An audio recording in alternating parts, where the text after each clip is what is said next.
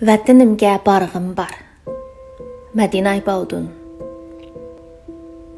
Deniz okyanlar eşib, tağu davallar besib, ana yurtum makanım, diyarımğa barğım bar.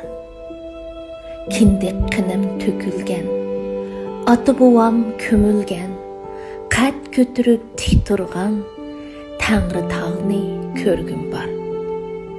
Kız yigitdi xorlangan, ayak astı qılıngan, ezilgen şu xalqımның qo'llarini söygüm bar.